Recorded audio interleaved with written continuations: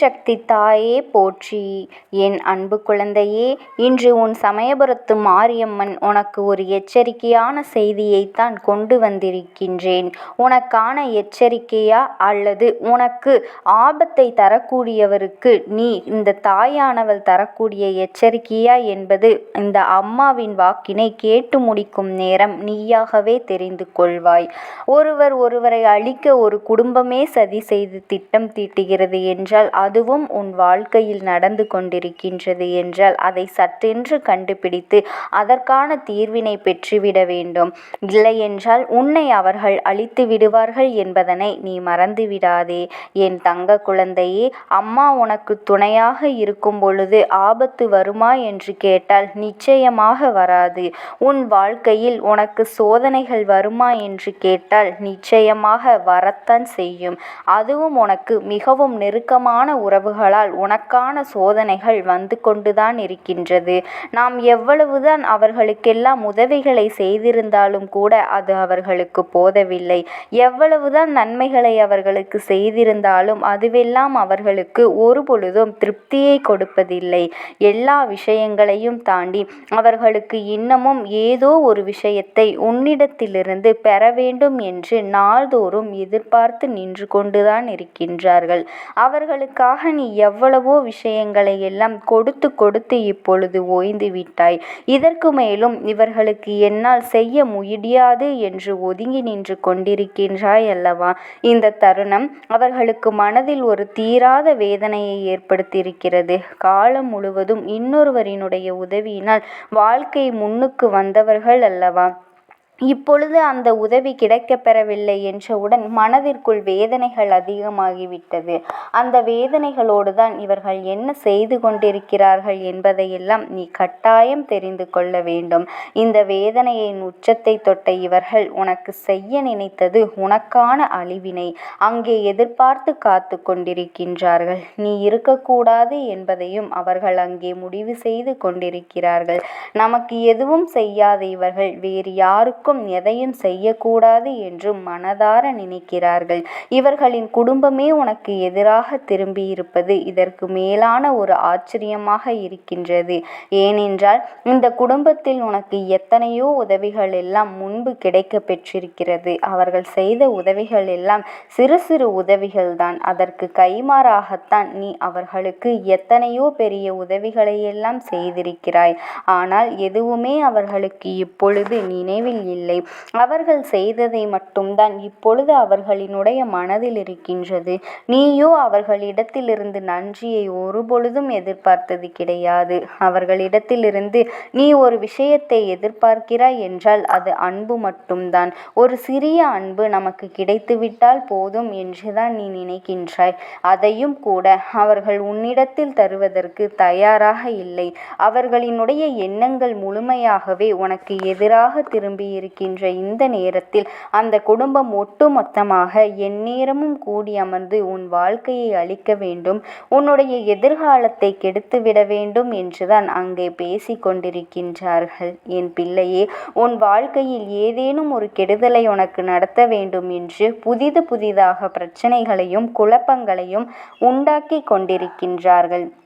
எப்படியாவது உன்னை ஏதாவது ஒரு விஷயத்தில் சிக்க வைத்து நடுத்தெருவிற்கு இழுத்துவிட வேண்டும் என்று எண்ணிக்கொண்டிருக்கின்றார்கள். இந்த நேரத்தில் உன்னை சுற்றி நடப்பது எல்லாம் என்னவென்று யோசித்து யோசித்து உன்னை காயப்படுத்திவிட வேண்டும் என்றும் உன்னை அவமானப்படுத்திவிட வேண்டும் என்றும் நினைக்கின்றார்கள். குறிப்பாக அவர்கள் உன்னை தாக்குவதற்கு உன் கையில் எடுத்திருக்கின்ற மிகப்பெரிய ஆயுதம் என்ன தெரியுமா? உன்னுடைய கடந்த கால வாழ்க்கையில் நீ பட்ட கஷ்டங்கள், நீ செய்த சிறு சிறு தவறுகள், இதையெல்லாம் மீண்டும் மீண்டும் உன்னிடத்தில் சொல்லி உன்னுடைய மனதை காயப்படுத்த இவர்கள் துணிந்து விட்டார்கள். இதையெல்லாம் சொன்னால் எப்படியும் நீ நொறுங்கி போய்விடுவாய் என்பது அவர்களுக்கு நன்றாக தெரியும்.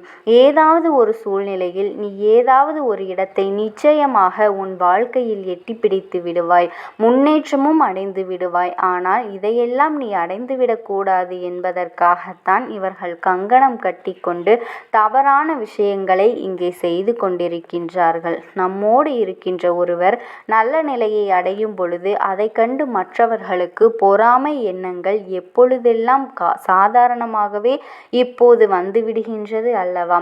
பொறாமையினால்தான் இவர்கள் இப்பொழுது கொந்தளித்து கொண்டிருக்கின்றார்கள். அது மட்டுமல்ல, நீ இப்பொழுது அவர்களுக்கு பெரிதாக எதையும் செய்யவில்லை என்பதும் அவர்களுக்கு மேலும் மேலும் மன வருத்தத்தை கொடுத்து கொண்டிருக்கின்றது. என்ன நடக்கிறது, ஏது நடக்கிறது என்று சொல்லி என் குழந்தை வேதனைப்பட்டு கொண்டிருக்கின்ற இந்த நேரத்தில் உன்னை தேடி வருகின்ற பல விஷயங்கள் இன்றும் இந்த வாழ்க்கையில் உனக்கு துன்பங்களை அதிகமாக கொடுத்து கொண்டிருக்கின்றது. இத்தனை காலமும் இவர்களால் நீ பட்ட கஷ்டங்கள் எல்லாம் உனக்கு போதும். இனிமேலும் எந்த ஒரு கஷ்டத்தையும் இவர்களால் நீ அனுபவிக்க கூடாது. இவர்கள் உனக்கு தீங்கு செய்வதாக நினைத்து அவர்கள் தலையில் அவர்களாகவே மண்ணை வாரி கொட்டி கொள்கின்றார்கள். அது எப்படி என்று உனக்கு இன்னும் புரியவில்லையா? உனக்குத்தான் கெடுதல் செய்ய துணிகிறார்கள். அவர்களுக்கு எப்படி இதிலிருந்து கெடுதல் நடக்கின்றது என்பதனை உன் தாயானவள் நான் உனக்கு தெளிவாகவே சொல்லிவிடுகின்றேன். சற்று கவனமாக நீ கேட்க வேண்டும் என் தங்க குழந்தையே. அவர்கள் எல்லாம் வெறும் உனக்கு சதி செய்ய மட்டும்தான் யோசித்து கொண்டிருக்கின்றார்கள். ஆனால் உன்னை காப்பாற்றுவதற்கு நான் இருக்கின்றேன் என்பதனை நீ மறந்து விடாதே என் குழந்தையே. ஒரு வீடு என்பது எப்பொழுதுமே நல்ல வார்த்தைகளை பேசக்கூடிய இடமாக இருக்க வேண்டும்.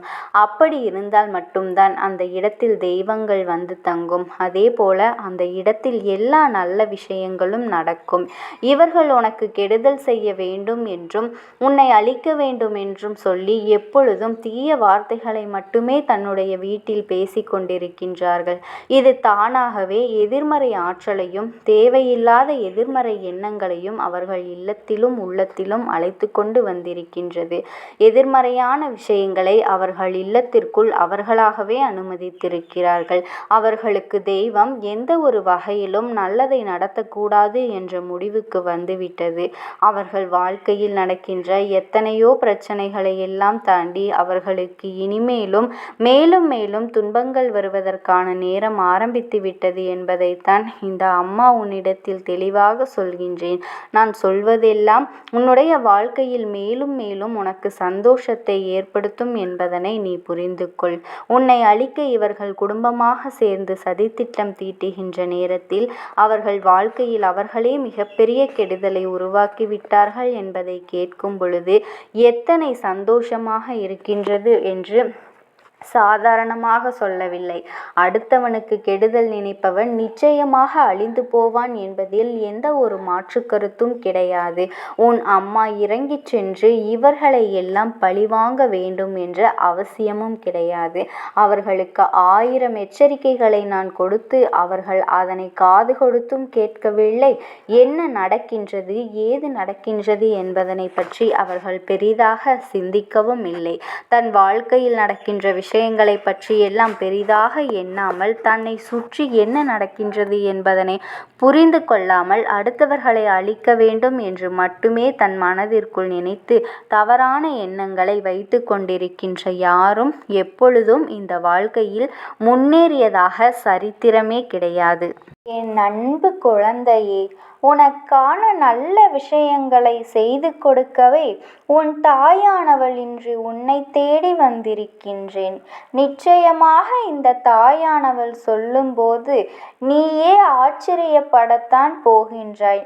எப்படி இந்த தாயானவளால் நம் மனதில் இருக்கின்ற எண்ணங்கள் ஒன்றுவிடாமல் சொல்ல முடிகிறது?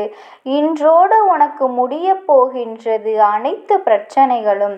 என் குழந்தையே, வாழ்க்கையில் நீ எந்த அளவிற்கு என்னை நம்புகின்றாயோ அந்த அளவிற்கு வாழ்க்கை உனக்கு நிச்சயமாக எல்லாமே நல்லபடியாக நடக்கும். உலகத்திலேயே துரோகம் எப்பொழுதுமே பதுங்கி இருந்து கொண்டு உன்னை தாக்கி கொண்டுதான் இருக்கின்றது.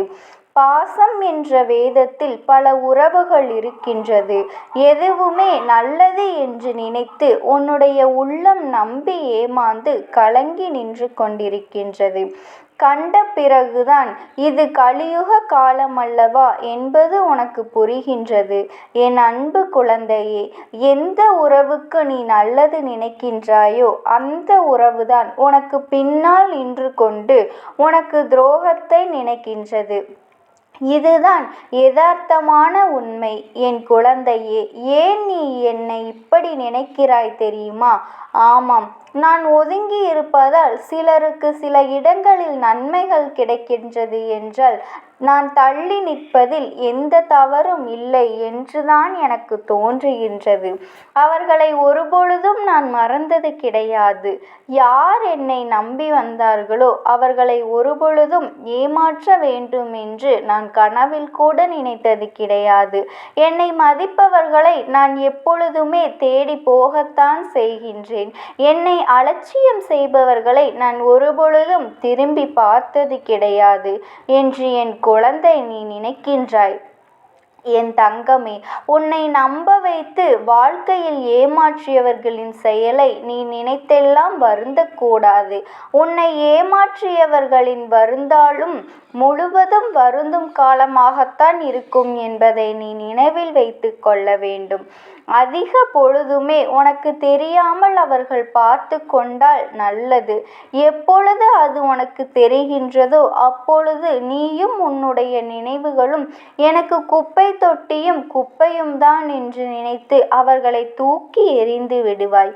உன் வாழ்க்கையில் இது போன்ற உன்னை பயன்படுத்தியவர்கள் எல்லாம் நீ குப்பை தொட்டியில் தூக்கி எறிந்து விட்டாய். அப்படி எறிந்ததுதான் உன்னுடைய மனதில் ஏற்படுத்துகின்ற மிகப்பெரிய பிரிவிற்கு ஒரு முக்கிய காரணம். மனிதன் எத்தனைதான் அழகாக மாறுவேடம் போட்டாலும் இந்த காலமும் சூழ்நிலையும் அவர்களின் இயல்பான குணத்தை காட்டி கொடுத்து விடுகின்றது அல்லவா? என் குழந்தையே, உனக்கு நினைத்த வாழ்க்கை கிடைக்கவில்லை என்று வேதனைப்பட்டு கொண்டிருக்கிறாய். அனுபவிப்பதற்கு முதலில் பழகிக்கொள். கிடைத்ததை அனுபவித்தாலே உனக்கு சந்தோஷங்களும் சேர்ந்து வரும் என்பதை யாராலும் யோசிக்க முடியாது. மனிதனுடைய மனம், மனிதனுடைய மனதை மட்டும் நம்மால் ஒரு நாளும் படித்துவிட முடியாது. என் குழந்தையே, நிறம் மாறுகின்ற பச்சோந்திகளை விட அடிக்கடி மனதினை மாற்றிக்கொள்கின்ற மனிதர்களிடத்தில்தான் அதிக கவனமாக இருக்க வேண்டும். ஏற்கனவே ஒரு முறை காயத்தை கொடுத்தவர்களிடம் மீண்டும் ஒருபொழுதும் எந்தவிதமான பழக்கத்தையும் நீ வைத்து கொள்ளக்கூடாது. அவர்கள் பிரிந்து விட்டதாக சொன்னாலும் எல்லாவற்றிற்கும் ஒரு எல்லை உண்டு என்பதை நீ புரிந்து கொண்டு அந்த எல்லையிலேயே நிற்க வேண்டும். என் வாழ்க்கையில் உன்னை நீயே ஏமாற்றிக் கொள்கின்ற முதல் விஷயம் என்ன தெரியுமா? நீ பாசம் வைத்த அனைவரும் உன் மீதும் பாசம் வைத்திருப்பார்கள் என்று நினைத்து கற்பனை செய்து கொண்டிருப்பதுதான். இங்கு எல்லோருமே எல்லோரிடத்திலும் இருந்து நன்மைகளை பெற நினைக்கிறார்கள். ஒரு நாளும் மற்றவர்களுக்கு தன்னிடத்திலிருந்து எந்த ஒரு நன்மையும் கொடுக்க நினைப்பது கிடையாது. நேர்மையும் உண்மையும் ஒரு நாளும் அழியாத சொத்துக்கள். காலம் செல்ல செல்ல அதனுடைய மகத்துவம் என்னவென்பது புரிந்துவிடும். அனுபவங்களை சேகரித்து வைத்தால் இனி வரும் நாட்களில் எச்சரிக்கையோடு செயல்படுவதற்கு அதுவே உதவும் என்பதை நீ புரிந்து கொள்ள வேண்டும். வெளிப்படையாக இருப்பவர்களை விட உங்களுக்குத்தான் இந்த உலகத்தில் அதிக மதிப்பு இருப்பதாக என் குழந்தை நீ புரிந்து வைத்திருக்கின்றாய். வேஷம் போடுபவர்களுக்கு இன்று வேண்டுமானால் நல்ல பெயர் கிடைக்கலாம். ஆனால் நாளை அவர்களின் பெயர் அழியும் போது நிச்சயமாக அதற்கான வேதனைகளையும் சேர்த்து அவர்கள் அனுபவிப்பார்கள். உன்னை விட்டு போன உறவோடு மீண்டும் உறவை தொடர்வதற்கான வாய்ப்பு உனக்கு கிடைத்தால் நீ வேண்டாம் என்றுதான் முடிவெடுக்க வேண்டும். வார்த்தைகளில்தான் மாற்றம் இருக்குமே தவிர அவர்களின் மனதிற்குள் அதே அழுக்குதான் இருந்து கொண்டிருக்கும் என்பதனை நீ புரிந்து கொள்ள வேண்டும். எந்த உறவாக இருந்தாலும் சரி, சிறப்பாக நடிப்பவர்கள் மற்றவர்களால் கொண்டாடப்படுகிறார்கள். இவ்வளவுதான் இன்றைய உறவுகள் என் குழந்தையே. அதற்காக நடித்துதான் இவர்களின் உறவை நீ தக்க வைத்து கொள்ள கொள்ள வேண்டும் என்று ஒருபொழுதும் அவசியம் கிடையாது. உனக்கு தரப்படுகின்ற முக்கியத்துவம் குறையும் போது முற்றிலும் நீயாகவே விலகி விடுவதுதான் உனக்கான மரியாதை என்பதை என் குழந்தை நீ புரிந்து கொண்டாய். அதாவது அதை பற்றி தெரிவதுதானே அதிகம். பட்டு தெரிந்த குழந்தை என் குழந்தையின் மனதில் இருக்கின்ற அதிகமான எண்ணங்களை சுற்றி நடந்த துரோகங்களை பற்றியே இருக்கின்றது. வாழ்க்கையில் சிரிப்பது எப்படி என்று நீ கற்றுக்கொள்ள வேண்டும். நீ சிரிக்க தெரிந்த மற்றவர்களின் முன்னிலையில் சந்தோஷமாக இருந்துவிட்டால் அழுவது என்பது எப்படி இந்த உலகம் உனக்கு கற்றுக் கொடுத்துவிடும். என் குழந்தையே, மன நிம்மதி வேண்டும் என்றால் சில நேரங்களில் குருடாகவும் பல நேரங்களில் செவிடாகவும் வாழ பழக வேண்டும். ஏனென்றால் உன் முன்னே நடக்கின்ற சில விஷயங்கள் உன்னுடைய மன நிம்மதியை கெடுக்கும். அது கெடுக்கும்படியாக இருந்தால் அதே நேரத்தில் என் குழந்தையின் குருடாக இருந்துவிடு. தேவையற்ற பேச்சுகளை கேட்கும்போது என் குழந்தை அந்த இடத்தில் நீ செவிடாக இருந்துவிடு. எதுவாக இருந்தாலும் உன்னை நம்பி வந்தவரை மட்டும் ஒரு நாளும் ஏமாற்றி விடக்கூடாது. நீ அப்படி செய்கின்ற குழந்தை இல்லை என்றாலும் உன்னுடைய மனதிற்குள் நினைவில் வைத்து கொள்ள வேண்டும். அம்மா சொல்வது எல்லாம் சரி. நீ பேசுகின்ற வார்த்தைகள் எல்லாமே எனக்கு இனிமையாக இருக்கின்றது. உன்னுடைய வார்த்தைகள் என்னுடைய வாழ்க்கையை பற்றி நீ தெளிவாகத்தான் சொல்கின்றாய். ஆனால் உண்மை என்ன தெரியுமா? வாழ்க்கை கடினமானது கிடையாது. வாழ்வதும் கடினமானது கிடையாது.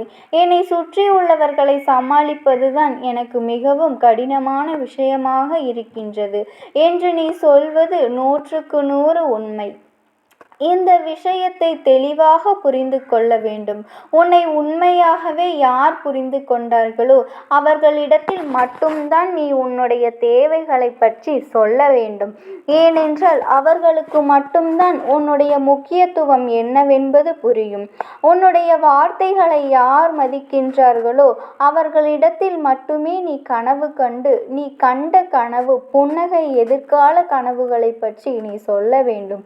உன் மீது அன்பு வைத்துள்ள மக்களையும் அன்பு கொண்டவர்களையும் மட்டுமே அவர்களிடம் மட்டுமே எதையும் மறைக்காமல் சொல்ல வேண்டும். நீ எல்லோரிடமும் எல்லா விஷயங்களையும் பற்றி சொல்வதால் தான் இந்த அவமானங்கள் உன் வாழ்க்கையில் கிடைக்கின்றது. இவர்களை நீ சமாளிக்க முடியாமல் திணறிக் கொண்டிருக்கிறாய் என்பதை நீ முதலில் புரிந்து கொள்ள வேண்டும். ஆனாலும் எந்த சூழ்நிலையில் வேண்டுமானாலும் தன்னுடைய குணத்தை மாற்றிக்கொள்கின்றார்கள். அதனால்தான் என்னுடைய பிள்ளை நீ உன்னுடைய மனதினை மாற்றிக்கொள்ளாமல் உன் மனதில் இருக்கின்ற எண்ணங்களை நேர்மையாக மாற்றிக்கொள்ளாமல் என்னாலும் நேர்மையாக இருந்து நேர்மையாக வாழ வேண்டும் என்று நினைத்து இந்த உலகத்தில் நீ வாழ்ந்து கொண்டிருக்கிறாய். என் தங்கமே, நீ எதற்காகவும் கவலை கொள்ளாதே.